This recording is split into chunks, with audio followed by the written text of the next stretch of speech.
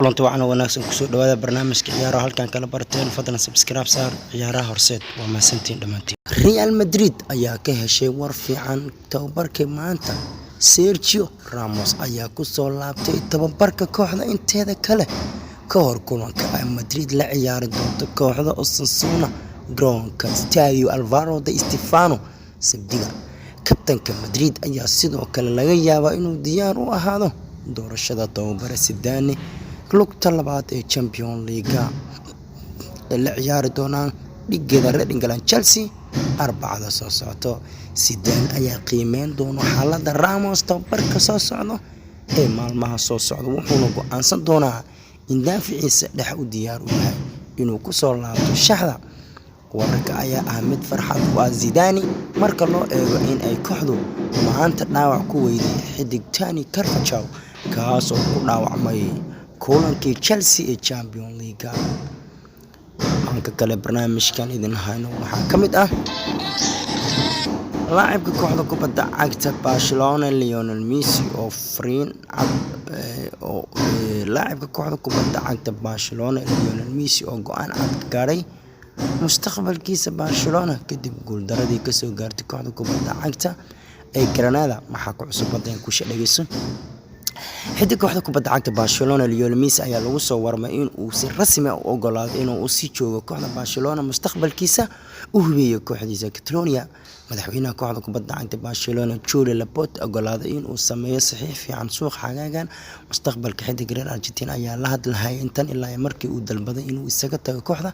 Messi ayaa heshiiska Barcelona dhici doona dhamaadka xilli ciyaareedkan isagoo bartilmaameed weyn u ah kooxaha reer Carbeed ee Paris Saint-Germain iyo Manchester City laakiin idaacadda RTV ayaa sheegtay in uu xiddiga 6 jeer ku guuleystay abaalmarinta Ballon d'Or oo sii joogi doono kooxdiisa warka ayaa soo baxay kadib markii uu madaxweynaha kooxda Barcelona ee Joan Laporta oo ballan qaaday xiddiga in uu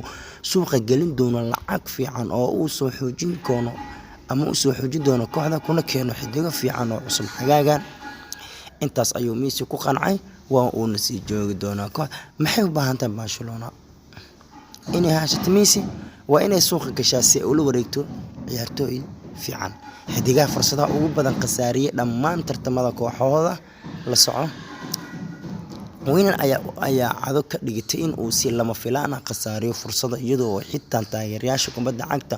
la qabsadeen qasaarinta fursadaha aan la qasaari karin inkastoo weynan dhaliyay 11 gool tartamada oo dhan waxa uu qasaariyay 23 fursad oo cadaan ah oo waaweyn oo ay qabteen indhaha taageerayaasha kubadda cagta hadda waxa idin soo sheegi doona ciyaartooyda ama hadda halka hoose kaga kugu sheegi doona dhammaan ciyaartooyda fursadaha ugu badan qasaariya dhammaan tartamada dhan waxaan ka bilaabaynaa Tom Werner waa qasaariyaha oo weyn wuxuu qasaariyay 23 fursadood oo cadaan ah ama gool ah waxa uu saxay ciyaaryahanka reer Masar ee Mohamed Salah asigoo qasaariyay 22 fursadood oo cadaan ah Harry Kane iyo Patrick Bamford oo ciyaaro Leeds United ayaa asagana labadooda waxay qasaari 22 fursadood oo cadaan ah gool loo filin karo Jamie Vardy iyo Sadio Mane waxay qasaariyeen 20 gool intaas ayaan ku soo gabeynayna barnaamijkeena maanta waa maasantiin fadlan haddii taa markii kugu horeysa soo booqatay subscribe like kambalelkan furo waana maasan tahay daawashada videogan maasanid